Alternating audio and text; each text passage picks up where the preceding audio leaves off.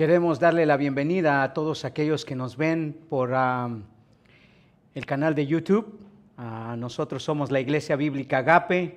Nos encontramos en la ciudad de Buena Park, California, aquí en los Estados Unidos. Así que esperamos que sea una bendición el mensaje de esta tarde que usted va a escuchar a través de nuestra iglesia. Estamos tratando con el tema sobre el conocimiento verdadero que tenemos de Dios. Hoy vamos a tocar la cuarta parte sobre el asunto de los decretos de Dios en los asuntos continuos de nuestra vida. Así que esperamos que se una con nosotros y que la bendición del Señor sea sobre usted, sobre todos aquellos que nos escuchan. Y en esta tarde vamos a usar el pasaje de Job, capítulo 23, versículo 10, como una referencia para el mensaje de esta tarde. A los hermanos de la iglesia vamos a tomar nuestras Biblias, como lo hacemos cada domingo, para prepararnos a escuchar la palabra de Dios y vamos a hacer nuestro credo dominical. Así que con su Biblia en su mano derecha vamos a recitar nuestro credo para preparar nuestro corazón para oír la palabra de Dios. Le decimos al Señor: esta es la palabra de Dios, y cuando se abra estaré atento para escucharla, reverente para oírla, emocionado para aprenderla y sensible para recibirla. Que Dios bendiga su palabra. Amén. Muy bien, ahora sí, abra su Biblia, por favor, al libro de Job, capítulo 23, versículo 10. Quisiéramos usar este versículo solamente como una introducción para tratar el asunto que hemos estado ya por varios meses, varias semanas, acerca de la soberanía de Dios. Job capítulo 23, versículo 10 dice así: mas Él conoce mi camino, me probará y saldré como oro. Hay una versión que me gustaría también citar de la traducción nueva traducción viviente. Esa traducción traduce este versículo de esta manera: sin embargo, Él sabe a dónde yo voy, y cuando me ponga a prueba, saldré tan puro como el oro. Mas Él conoce mi camino, me probará y saldré como oro. Vamos a orar al Señor para pedir su bendición en esta tarde. Padre Celestial, gracias por la oportunidad que tú nos das de abrir tu palabra. Oramos, Señor, que pueda ser de instrucción, de guía, de conocimiento, Señor, para nuestras vidas. Ayúdanos a comprender, Padre, cada uno de los pasajes que podamos citar en esta tarde de tu palabra. Ayúdanos con ellos, Señor, a conocerte cada día más. Padre, a poder conocer no solamente el carácter, Señor, los atributos, Señor Padre, y todo lo que rodea tu persona, sino también aquellas cosas que tú has decretado, Señor, para esta humanidad, para este mundo. Bendice tu palabra, Señor, que podamos salir de aquí, de este lugar, Señor, siendo edificados, Señor, conociéndote mejor, Padre, y de esa manera, Señor, vivir vidas más agradables, Señor, delante de ti. Te suplicamos tu bendición en el nombre de Cristo Jesús. Amén y amén. Asiento, por favor, hermanos. Tome asiento. Job dice: mas Él conoce mi camino, me probará y saldré como oro. Esta conclusión, hermanos, solo se puede tener cuando se conoce bien a Dios. Y cuando uno conoce de la soberanía que Él tiene de todo asunto de nuestra vida. Siempre se ha usado a Job, hermanos, como un ejemplo de fe, un ejemplo de carácter y de conocimiento correcto de Dios. La historia de Job, hermanos, en sí no es la historia de un hombre que sufre, sino de un hombre que reconoce la soberanía que Dios tiene sobre todo lo que había sucedido en su vida. Y si nosotros queremos, hermanos, alcanzar ese nivel de fe y de carácter y de conocimiento de Dios, tenemos que hacer la meta suprema de nuestra vida, avanzar siempre hacia el verdadero conocimiento de Dios. Uno de los aspectos, hermanos, que Job llegó a conocer muy bien en su vida acerca de Dios fue sobre su soberanía.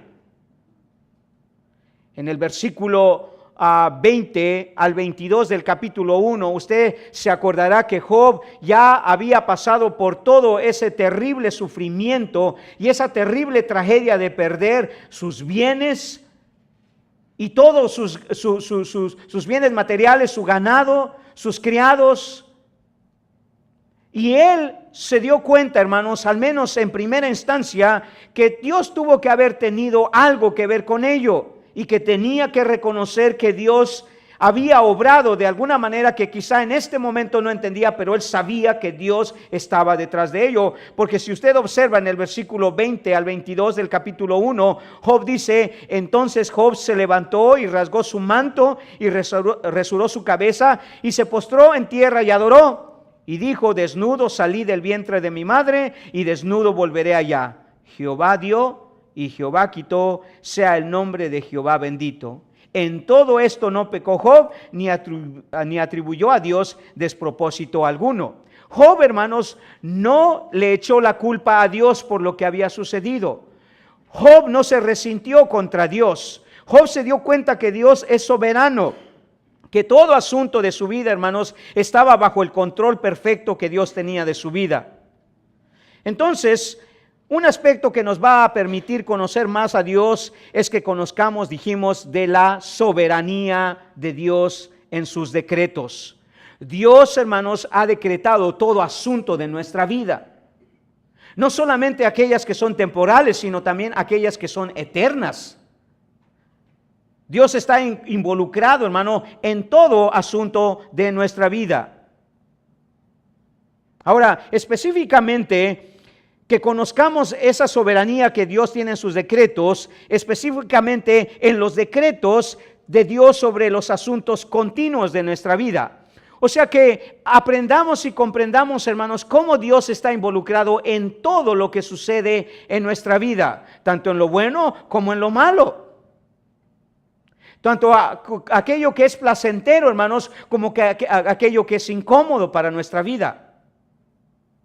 Dios, hermanos, nos ha revelado en su palabra que Él está involucrado en todo lo que sucede en nuestra vida. Nada, hermanos, en nuestra vida es una casualidad.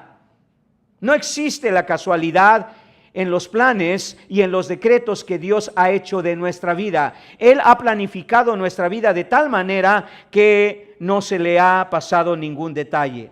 Ahora, le dije que este asunto podemos entenderlo mejor si comprendemos los dos aspectos de estos decretos. Primero le dije que debemos de entender lo que significa los decretos volitivos de Dios o eficaces.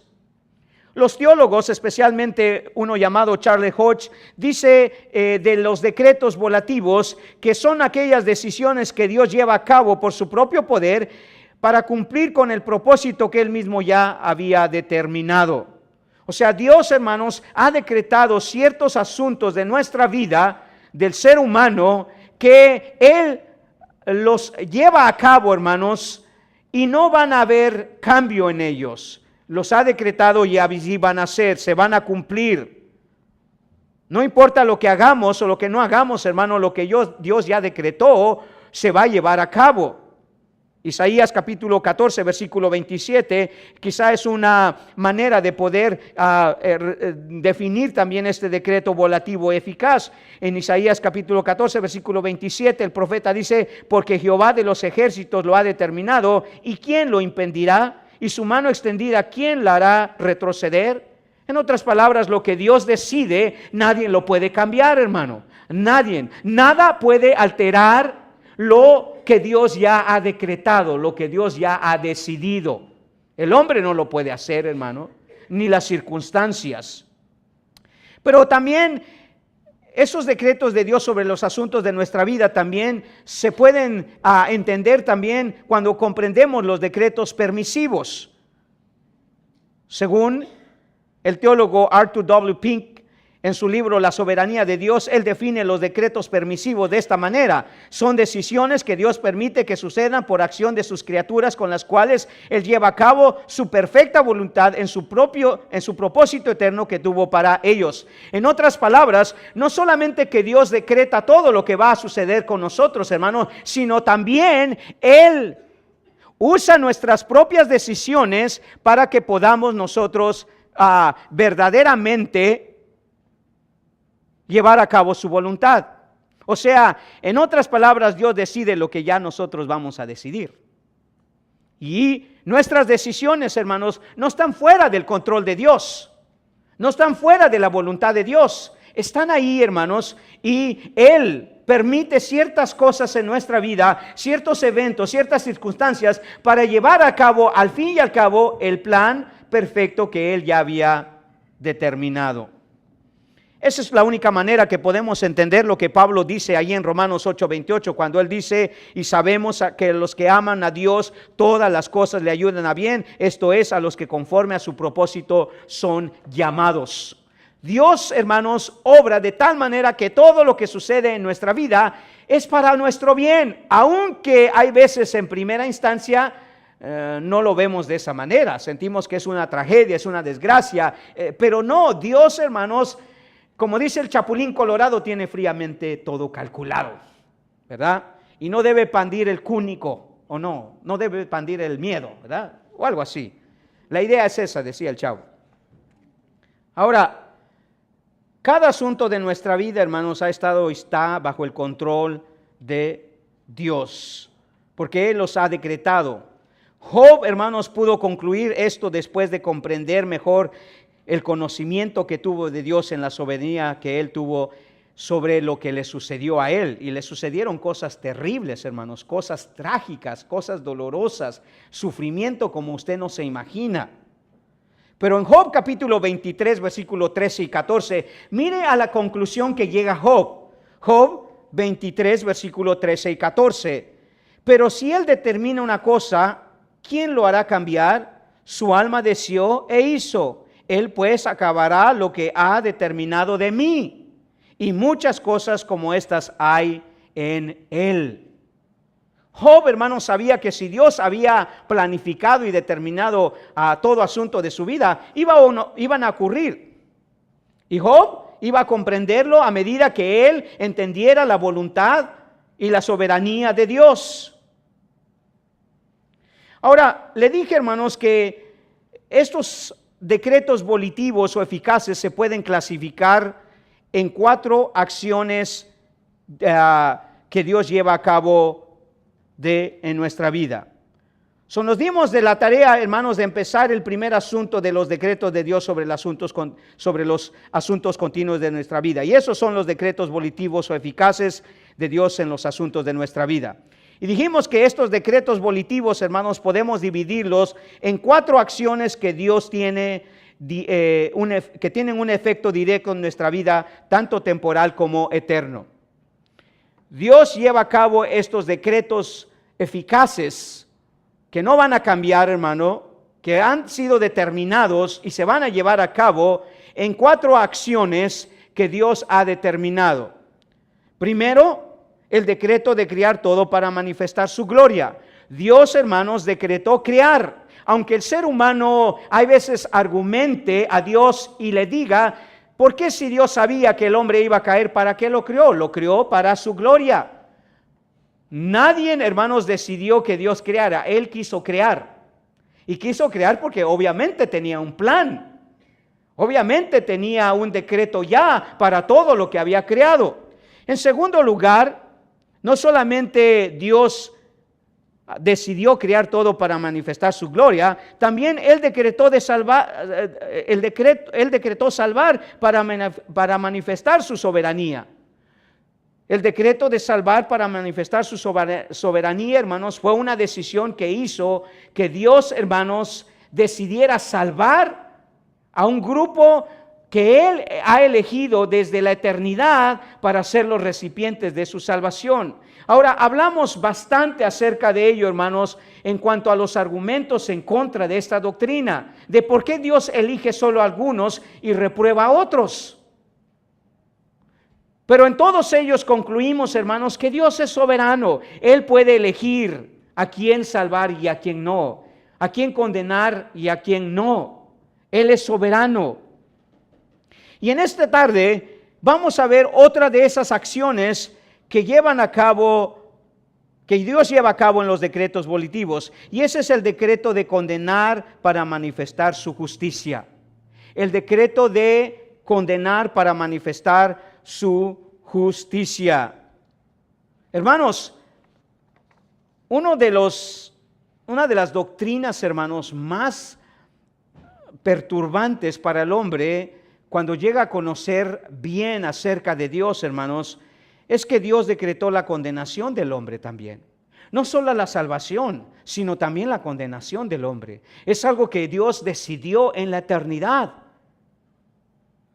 Es verdad que el hombre tiene cierto grado de responsabilidad en su condenación, hermanos, pero Dios decide, hermanos, quién se salva y quién se condena.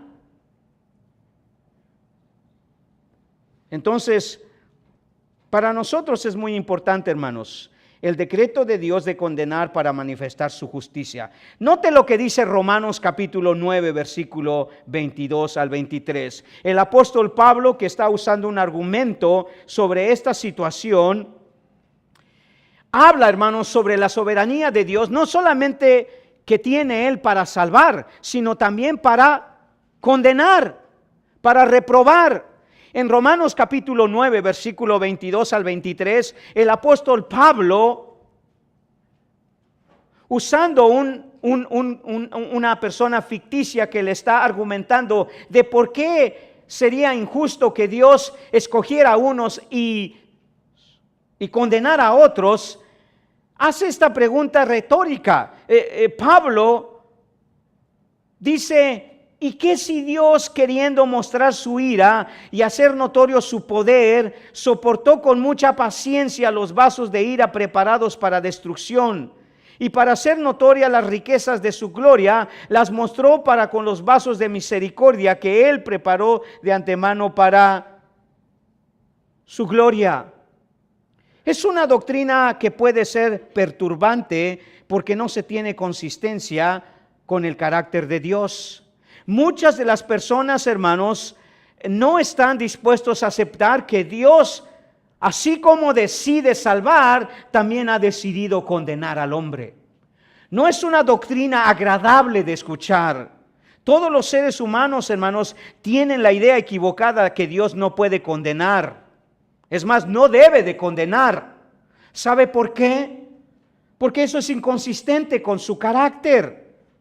Dios es presentado en las Escrituras, hermanos, como un Dios misericordioso, como un Dios amoroso y sobre todo que tiene todo el deseo que tiene todo el deseo de que todas las personas sean salvas. Y para aquellas personas que les cuesta trabajo aceptar que Dios vaya a condenar a alguien, dicen: no, eso no es posible, porque lo que encontramos en la palabra de Dios es un Dios amoroso que incluso tiene todo el deseo de salvar a la gente. Y así parece indicarlo la palabra de Dios. Al menos en dos pasajes quiero enseñarle que esta doctrina tiene sus bases y tiene sus argumentos. Mira lo que dice, por ejemplo, 1 Timoteo capítulo 2, versículo 2. 1 Timoteo 2:2. ¿Okay? Vaya allí conmigo y observe lo que el apóstol Pablo dice allí. 1 Timoteo, capítulo 2, versículo 2.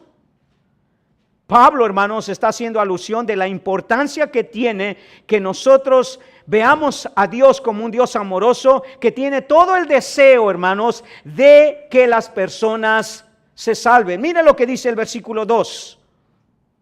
El 3. Mire lo que dice: porque esto es bueno y agradable delante de Dios nuestro Salvador, el cual quiere que todos los hombres sean salvos y vengan al conocimiento de la verdad. Note lo que Pablo está diciendo en el versículo 4, el cual quiere que todos los hombres sean salvos, dice, y que vengan al conocimiento de Dios. Entonces, para las personas que les cuesta trabajo aceptar, hermanos, que Dios va a condenar a las personas y que Él ya decretó esa condenación. Dice, no, mire, porque vea lo que la Biblia dice, que Dios tiene todo el deseo de que las personas se salven. Entonces, no es consistente con su carácter. Es una doctrina perturbante el hecho de que Dios haya decretado condenar a la gente, porque lo que vemos es que Dios quiere la salvación de la gente. Es 2:4, 1 Timoteo 2:4, por favor, no 2:2. Pero si eso no es suficiente, en la segunda carta del apóstol Pedro a los expatriados que estaban dispersados por todo el imperio romano, miren lo que dice en segunda de Pedro. El apóstol Pedro en su segunda carta también habla sobre el deseo que Dios tiene de que las personas se salven. En el versículo 9, hablando Pedro de los tiempos finales, observe lo que él dice en el versículo 9. El Señor no retarda su promesa como según algunos la tienen por tardanza, sino que es paciente para con nosotros, no queriendo que ninguno perezca, sino que todos procedan al arrepentimiento. ¿Nota lo que dice ahí? Dios desea la salvación. Dios no quiere que nadie se pierda.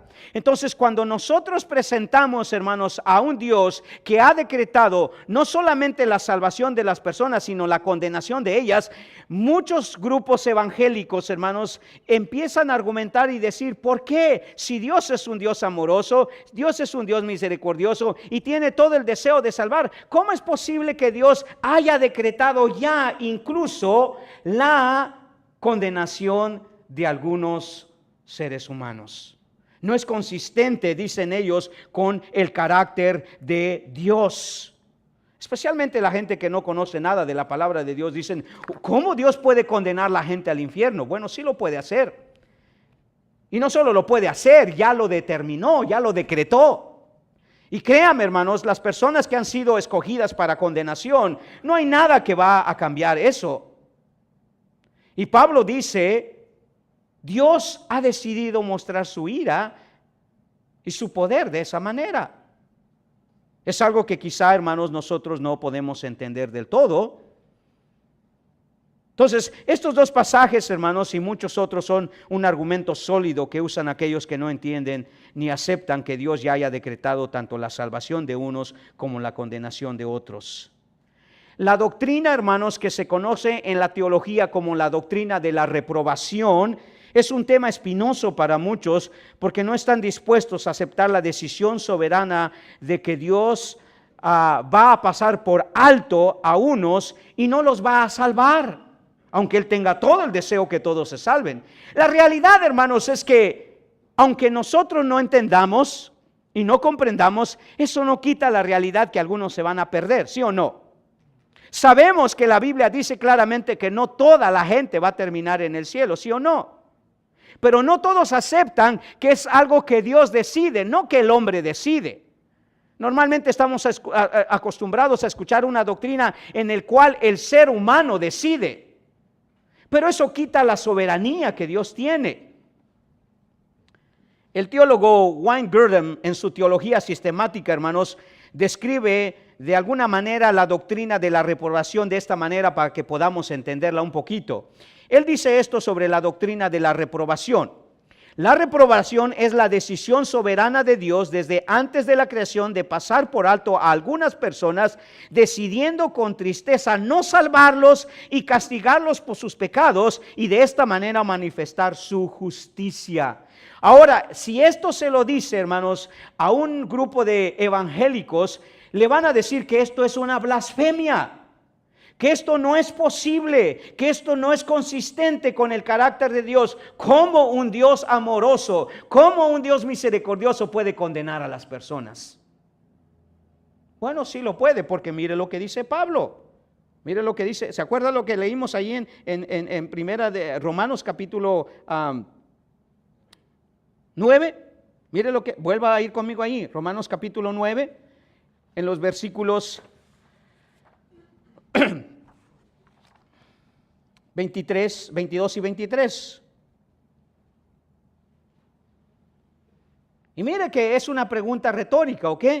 ¿Y qué si Dios, queriendo mostrar su ira y hacer notorio su poder, soportó con mucha paciencia los vasos de ira preparados para destrucción? ¿Qué si Dios quiso mostrar su ira condenando a algunos? ¿Qué? ¿Podemos culpar a Dios? ¿Podemos reclamarle a Dios? De ninguna manera. Porque Él dice ahí, y para hacer notorias las riquezas de su gloria las mostró con los vasos de misericordia que Él preparó de antemano para gloria, a los cuales también ha llamado a esto es a nosotros, no solo de los judíos, sino también de los gentiles. Y Pablo, hermano, está presentando un argumento difícil de asimilar, a menos que nosotros no estemos dispuestos a aceptar la soberanía de Dios. Pero Wayne Grudem dice, esto es algo que Dios decidió con tristeza y castigar a la gente, hermanos, en la condenación. Ahora dirá usted, bueno, eso lo puede ser la opinión de una persona que conoce mucho de la Biblia, pero eso no significa que eso sea verdad. Bueno, quiero que vaya al libro de Judas. El libro de Judas, o la carta de Judas, es un librito que se encuentra antes del libro de Apocalipsis. Tiene un solo capítulo, ¿ok? Note lo que dice Judas con respecto a esto. Judas capítulo 1, versículo 4. Judas está hablando, hermanos, de un grupo de personas especiales, las cuales por su conducta, hermanos, se pierden. Pero esa condenación a la que ellos van, hermanos, ya había sido decretada.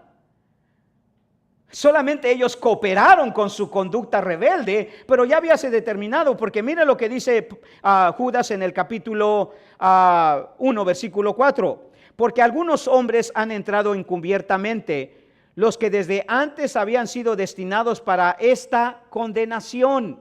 No te dice los que antes habían sido destinados para esta condenación. O sea, Judas está diciendo, esto ya fue decretado, esto ya fue decidido, pero esto es consistente con lo que acabamos de leer, hermanos, acerca del teólogo Wayne Grudem. Dios, hermanos, ha decidido ya condenar a la gente. Nos sorprende a veces pensar que Dios condene, pero puede hacerlo si entendemos que Él es soberano. Y Pablo lo hace notar, hermano. Cuando usted registra en su carta a los Romanos en el capítulo 9, eso es precisamente lo que Pablo expone. La idea de que eso no puede ser una realidad porque no es consistente con el carácter de Dios. Ya vamos a ver otra descripción de esto. El teólogo Louis Bergford, en su teología sistemática, acertadamente da una definición del decreto soberano de Dios en la condenación de esta manera. Otra vez, esto es consistente con lo que dice la Biblia, hermanos, y se lo voy a mostrar. Él dice, la reprobación puede definirse como aquel acto eterno de Dios por medio del cual determinó pasar por alto a algunos hombres, negándoles las operaciones de su gracia especial y castigarles por causa de sus pecados para la manifestación de su justicia divina. Para la manifestación de su justicia divina. Y uno se pregunta, ¿cómo Dios, hermano, puede negarle a alguien la salvación si es lo que es más desea, la salvación de una persona? Eso no es consistente con lo que nosotros sabemos de Dios. Pero quiero decirle, Dios es soberano, hermanos, y Él puede decretar eso. Y lo ha hecho, y lo va a hacer, lo va a llevar a cabo, hermano, porque sabemos que no todos van a terminar en la gloria. Hay un grupo de gente que va a terminar en el infierno. El asunto es cuándo esa gente fue condenada. Fue condenada cuando ellos, la mayoría de los evangélicos no reformados dicen, bueno, fue cuando ellos decidieron no aceptar a Cristo. Porque eso es como la mayoría ve la predestinación. que Dios decide salvar a una persona o condenar a una persona en el momento que ellos o rechazan o aceptan a Cristo. Pero eso no es lo que dice la Biblia. El rechazar o aceptar de Cristo ya solamente es un resultado de lo que Dios ya decidió. Es un resultado. Si no, otra vez, viaje conmigo a Romanos capítulo 9. Mire lo que dice Pablo. Qué manera más acertada de Pablo al describir esto. Romanos capítulo 9, versículo 13. Acuérdese, Pablo está haciendo este argumento, ¿verdad?, sobre la elección, no solamente de aquellos que Dios ha salvado, sino también de aquellos que Dios ha condenado. Y da un ejemplo específico, lo ilustra con un caso de la vida real, digámoslo así, que sucedió en el pasado.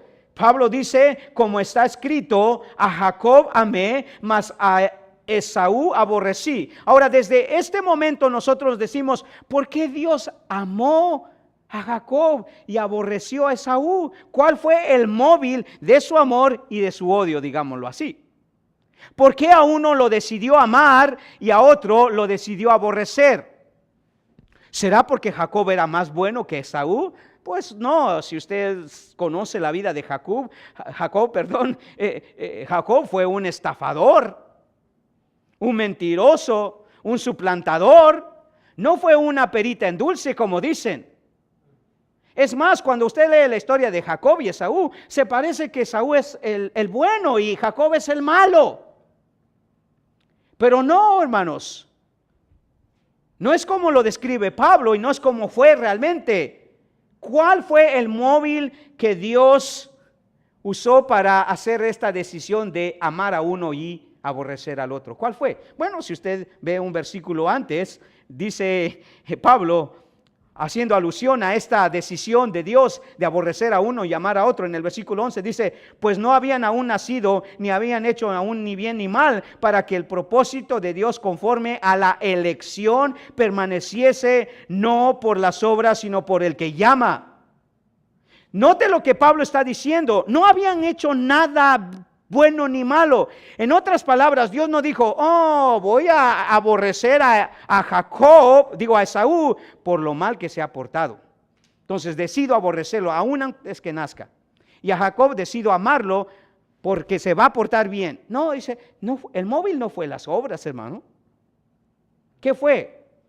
La decisión soberana de Dios. Dios decidió soberanamente, hermanos, amar a uno y aborrecer a otro. Y es muy similar, hermanos, el decreto de salvación y condenación. Es Dios quien decide.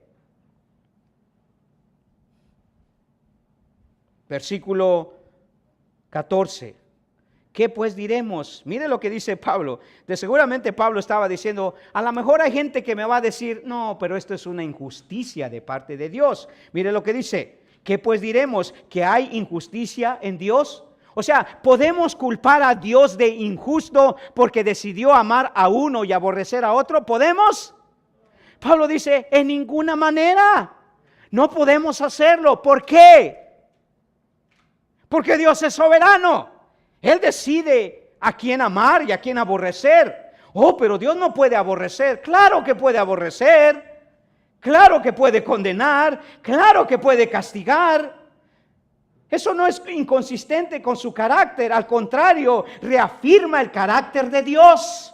Que Dios condene, reafirma su soberanía, tal como lo reafirma cuando Dios salva. No hay ninguna confusión aquí, porque si usted sigue leyendo, mire lo que dice Pablo. Pues a Moisés dice, tendré misericordia del que yo tenga misericordia y me compadeceré del que yo me compadezca. En otras palabras, ¿en quién está la decisión? En mí. Yo decido a quién le muestro misericordia y yo decido a quién no se la muestro. Así que Pablo dice, no depende del que quiere ni del que corre, sino del que Dios tiene misericordia, porque la Escritura dice a Faraón, para esto mismo te he levantado, para mostrar en ti mi poder y para que mi nombre sea anunciado por toda la tierra, de manera de que quien quiere tiene misericordia y al que quiere endurecer, endurece. Wow, esto es fascinante, hermanos. Pablo nos está dando aquí el móvil por el cual Dios decide salvar y Dios decide condenar. El móvil no son las buenas obras de las personas o las malas obras de las personas. El móvil no es su rechazo o su aceptación de Cristo. El móvil es la pura soberanía de Dios. Dios decide. Y Dios ha decretado condenar a las personas porque Él quiere manifestar su justicia. Versículo 19, cualquiera puede decir, bueno, entonces Dios tiene la culpa de que la gente se condene. Él ya decidió por ellos. No, no es que Dios decidió por ellos. Es que Dios tiene soberanía para decidir lo que ellos ya decidieron o van a decidir. Porque mire lo que dice Pablo. Pero me dirás, ¿por qué pues sin culpa? Porque ¿quién ha resistido a su voluntad? Mas antes, oh hombre, ¿quién eres tú para que alterques con Dios? Dirá el vaso de barro al que lo formó, ¿por qué me has hecho así? ¿O tiene potestad el alfarero sobre el barro para hacer de la misma masa un vaso para honra y otro para deshonra? Note lo que Pablo dice, que si Dios quiere hacer de las dos cosas, vasos para honra y vasos para deshonra. O sea, que si Dios quiso crear algunos para salvarlos y a otro para condenarlos. Y uno diría, no, eso es inconsistente. No, claro que es consistente. ¿Por qué? Porque es consistente con la soberanía de Dios. Aquí no estamos hablando de justicia, hermano, aquí estamos hablando de soberanía, porque mire lo que dice Pablo, versículo 22, y que si Dios, queriendo mostrar su ira y hacer notorio su poder, soportó con mucha paciencia los vasos de ira preparados para destrucción. ¿Qué si Dios quiso hacerlo? ¿Ve la pregunta retórica? ¿Qué si Dios lo quiso hacer? ¿Qué? ¿Podemos decirle algo a Dios? ¿Podemos reclamarle algo a Dios? Por supuesto que no. Y Pablo sabía que eso era una realidad. Entonces, cuando Louis Berford, hermanos, decide hacer este comentario, él dice, la reprobación puede definirse como aquel acto eterno de Dios por medio del cual determinó pasar por alto a algunos hombres y negándole las operaciones de su gracia especial y castigándoles por causa de sus pecados para la manifestación de su gloria. Eso es lo que Pablo describe en Romanos capítulo 9, versículo 13 al 22. Y eso no era una doctrina nueva, no es una doctrina que se le ocurrió a Pablo, hermanos, y la inventó Pablo. Y ahora Pablo es el odiado de muchos teólogos, hermanos, que no alcanzan a comprender la magnitud de la soberanía de Dios. Pero Pablo no se está inventando ninguna doctrina. Pablo solamente está restableciendo una enseñanza que ya se encuentra en el Antiguo Testamento, que Dios soberanamente creó a unos para condenarlos y a otros para salvarlos. Si no, mire lo que dice Proverbios capítulo 16. Proverbios capítulo 16, mire lo que dice. ¿Ok? Proverbios 16, 4. Amén. Abra su Biblia, hermanos, no se vuelva flojito. A veces le puedo enseñar pasaje, a veces no. ¿Qué dice Proverbios 16:4, hermano? Léalo conmigo, juntos, ¿ok?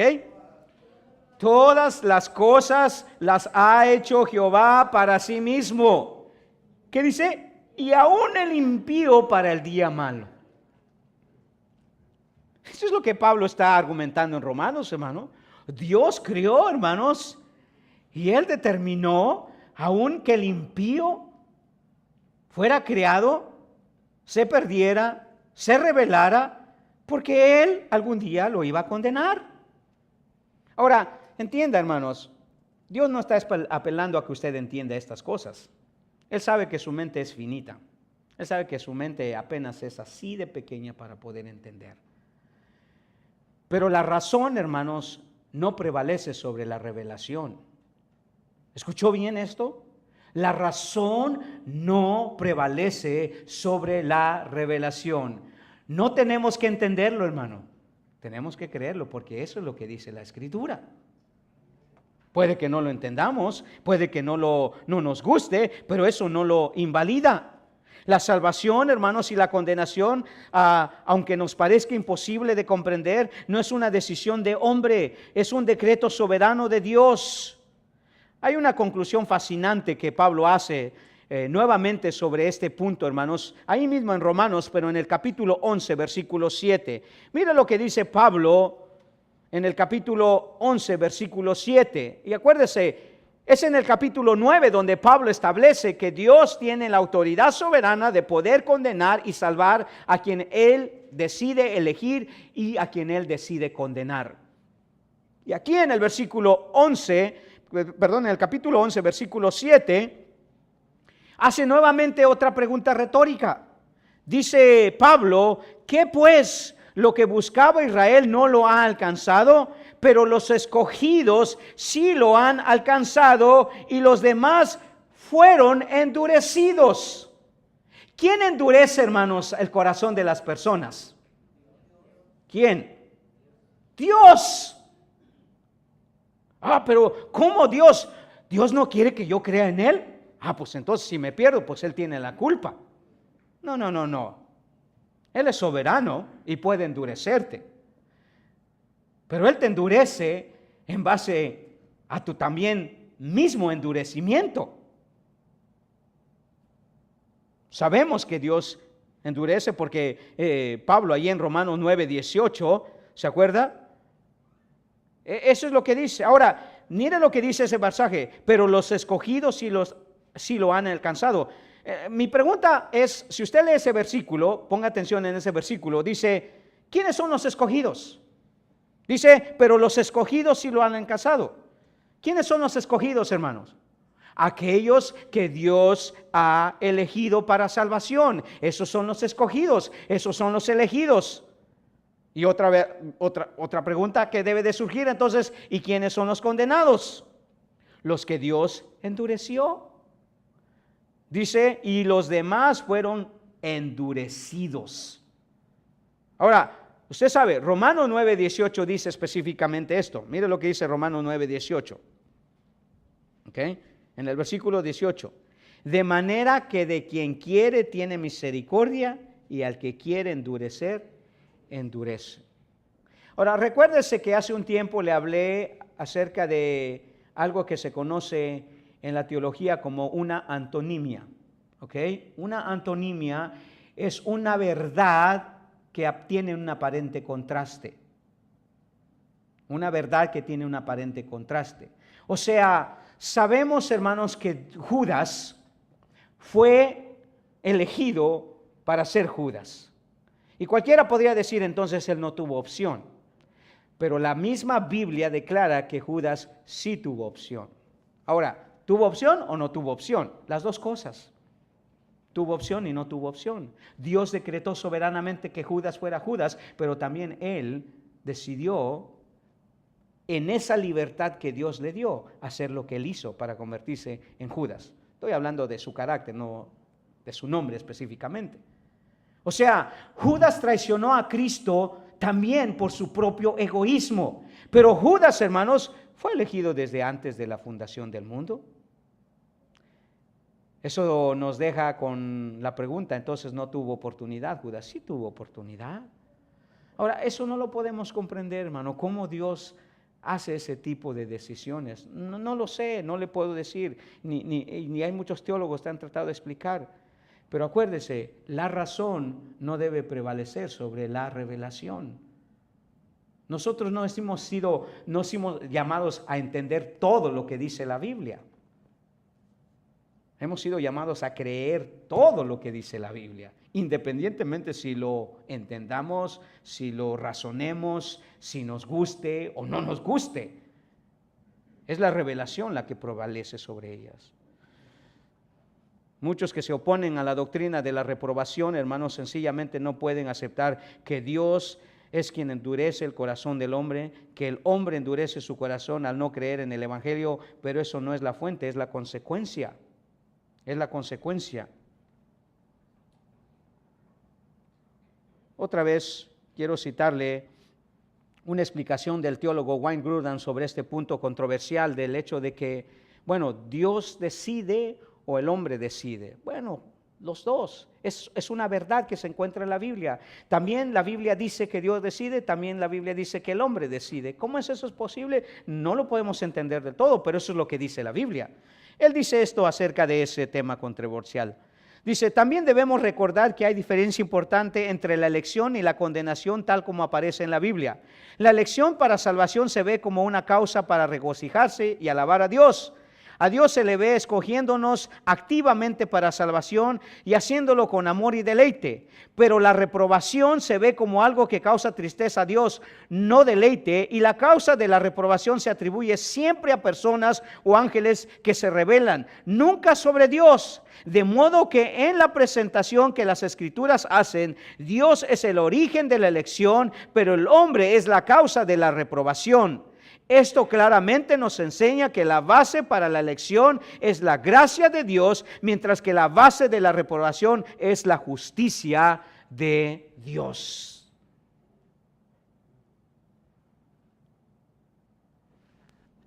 Sóplese en su cabeza, hermano, porque esto hay que masticarlo, hay que digerirlo suavemente, hermano. Y no estoy haciendo la alusión de la canción, suavemente, no, nada, suavemente, hermano, porque es una doctrina que ha causado debate, hermano. Dios tanto desea, hermanos, la salvación del hombre, pero también es verdad que Dios ha decidido condenar al hombre. Y esto es consistente con lo que la Biblia dice. Mire, por ejemplo, lo que dice Ezequiel capítulo 33, versículo 11. Ezequiel 33, 11. 33, 11.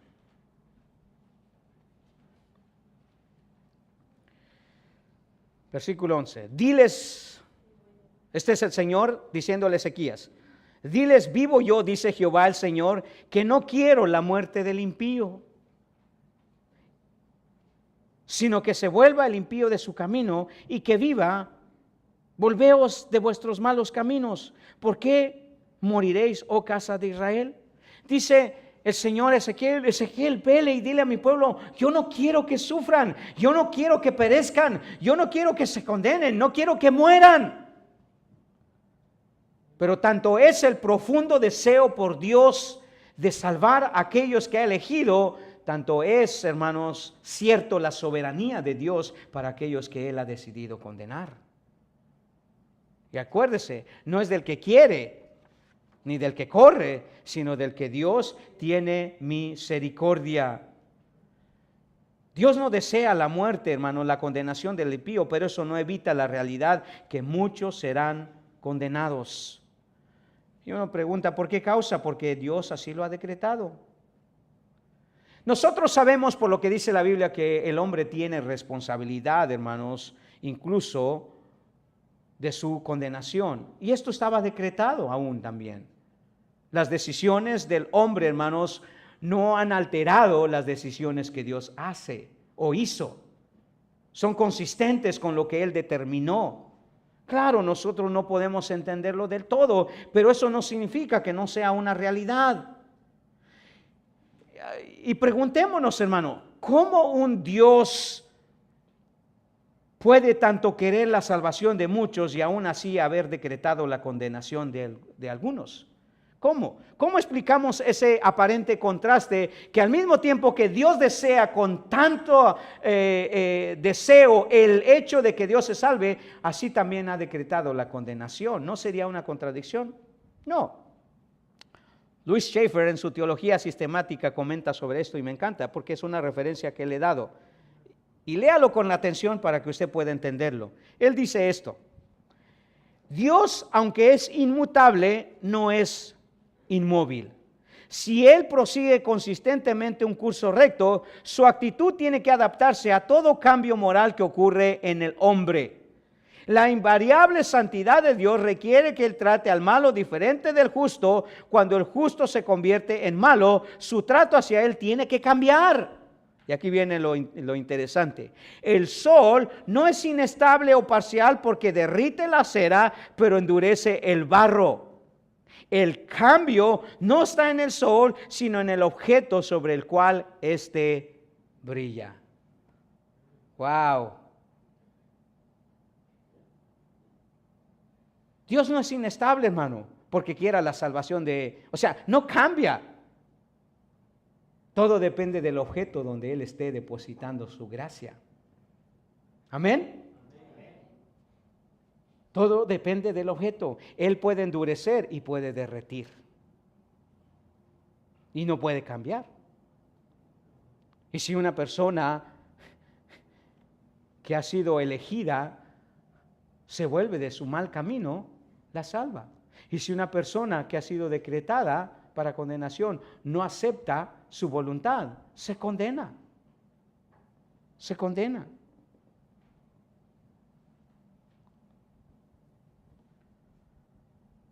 Hermano, todo lo que Dios ha decretado es justo, lo entendamos o no.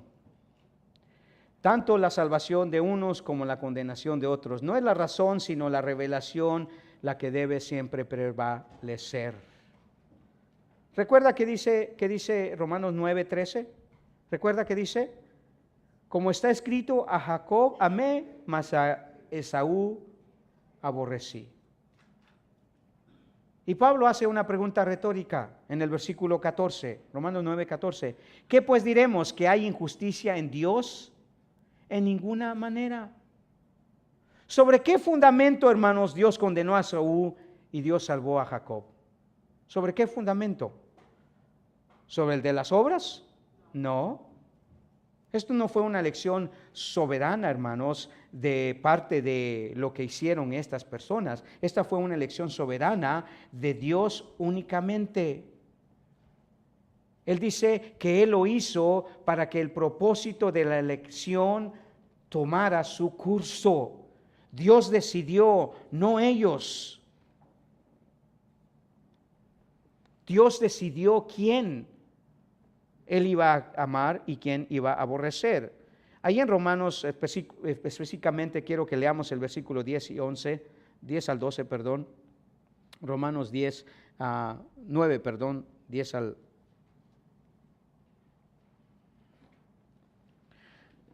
Y no solo esto, dice, sino también cuando Rebeca concibió de uno de Isaac nuestro padre, pues no habían aún nacido, ni habían hecho aún ni bien ni mal, para que el propósito de Dios conforme a la elección permaneciese, no por las obras, sino porque el llama se le dijo, el mayor servirá al menor, como está escrito, a Jacob amé, mas a Esaú aborrecí. Ahora, esto, hermanos, fue una decisión que Dios hizo, no basado en nada de lo que Jacob o Esaú llegaran a hacer. Fue algo que Él decidió. Ahora, lo que hizo Jacob y lo que hizo Esaú, ¿cooperó con los planes de Dios? Sí. ¿Alteró los planes de Dios? No, porque Él ya lo había decidido.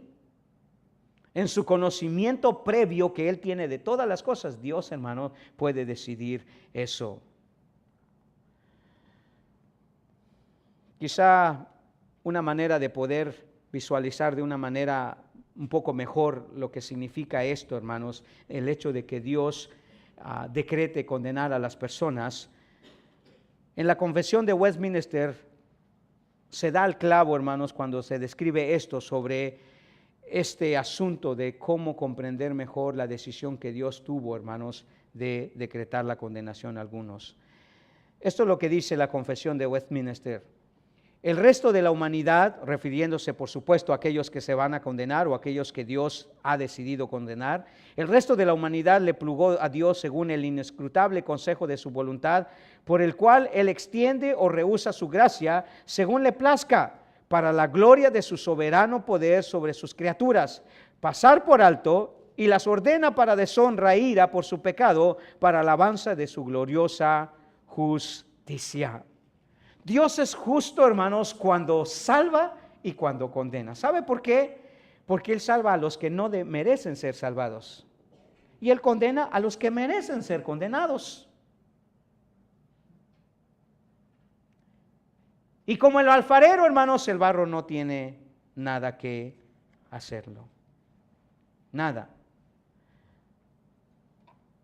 Quiero terminar con dos pasajes para finalizar. En Primera a los Tesalonicenses, el apóstol Pablo, Primera a los Tesalonicenses, Segunda a los Tesalonicenses, capítulo 1, versículo 5. Pablo dice que el juicio que Dios va a traer sobre las personas, hermanos, es justo. Esto es demostración del justo juicio de Dios, para que seáis tenidos por dignos del reino de Dios, por el cual asimismo padecéis, porque es justo delante de Dios pagar con tribulación a los que os atribulan, y a vosotros que sois atribulados, daros reposo con nosotros cuando se manifieste el Señor desde el cielo con los ángeles de su poder, en llama de fuego, para dar retribución a los que no conocieron a Dios, ni obedecen el evangelio de nuestro Señor Jesucristo, los cuales sufrirán pena de eterna perdición, excluidos de la presencia del Señor y de la gloria de su poder. Pablo dice, es justo. Lo que Dios va a hacer, hermanos, con esa humanidad caída, la cual Él decretó condenarla, es justo. Dios puede condenar a las personas, y Él lo puede hacer porque Él es soberano. Podemos tener cualquier tipo de argumentos, hermano, y cualquier tipo de sentimientos, y cualquier tipo de dudas, si usted quiere, pero eso, hermanos, no quita la realidad de la condenación de la gente. El hecho que no entendamos algo, ni que nos guste, hermanos, no invalida la realidad, hermanos, de ello. Mire, a mí no me gusta esa idea del infierno, hermanos. Es terrible. Si usted lee lo que va a sucederle a la gente en el infierno, es terrible, hermano.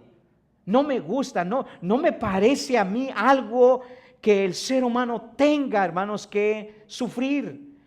No me gusta la idea que personas vayan a terminar siendo atormentadas por los siglos de los siglos.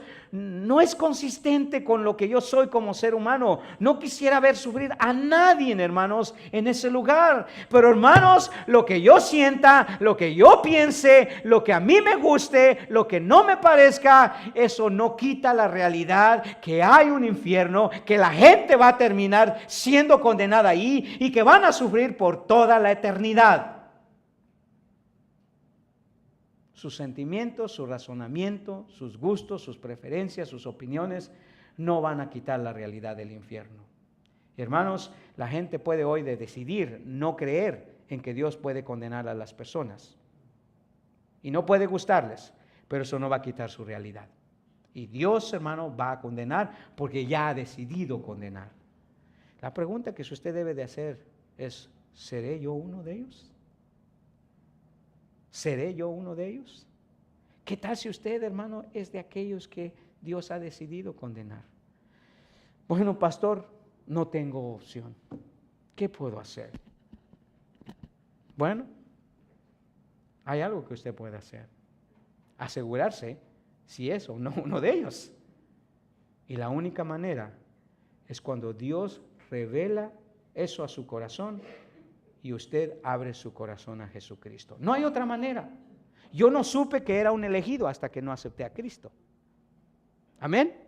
Porque Pablo dice que Él nos escogió desde antes de la fundación del mundo en Cristo.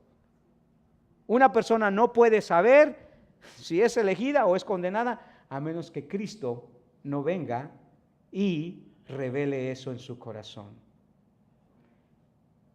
La advertencia: si usted nunca ha puesto su fe y su confianza en Cristo, si usted nunca le ha aceptado y ha creído verdaderamente a Él como el Señor y el Salvador, usted es posible que no sea. Pero no lo sabe. Y yo no me arriesgaría, hermano. Mucha gente dice, bueno, allá lo voy a saber. Que Dios decida por mí. Ya Dios decidió, hermano. Ya Dios decidió. Pero si usted no lo sabe, no juegue con fuego, porque se va a quemar eternamente.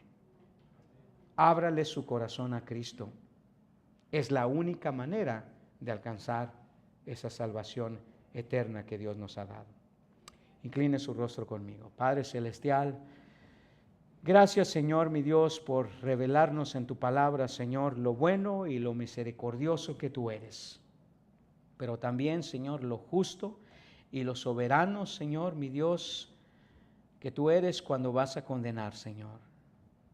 Padre Santo, agradecemos, Señor, que tú nos has dejado una revelación consistente con tu carácter, Señor, no solamente con un atributo de tu carácter, Señor, sino con todos ellos. Así el de ser compasivo y amoroso, como el de ser, Señor, un Dios de ira y de juicio. Padre, gracias, Señor, por habernos salvado. Gracias por habernos escogido. Gracias por haber revelado a Cristo en nuestro corazón y habernos traído a la fe, Señor, en Él. Si hay personas aquí, Señor, que aún no te conocen, que el Espíritu Santo redarguya su corazón y les haga ver su triste realidad, que sin Cristo nadie se puede salvar, pero que la fe en Cristo no es el origen de su salvación, sino es el resultado de que ellos abran su corazón al único y Dios verdadero. Que sea Dios quien abra sus corazones y puedan escuchar el mensaje verdadero. Te alabamos, Señor, y te damos gracias por esta porción de tu palabra, por este mensaje, Señor. Atesóralo en nuestro corazón y que todo lo que venga como resultado de ella sirva para honrarte y glorificarte a ti. En el nombre de Jesús te lo pedimos. Amén y amén.